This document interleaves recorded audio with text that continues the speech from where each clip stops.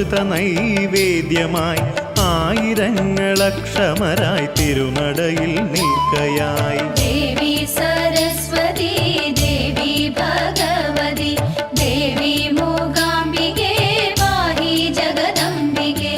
ഇനിയല്ലോ ദേവിക്ക് വലിയ ദീപാരാധന, ഇടതടവില്ലാതെ ജനം നടയിലൊഴുകി വരികയായി. ദേവി സരസ്വതി ദേവി ഭഗവതി ദേവി മൂകാംബികേ പാഹി ജഗദംബികേ.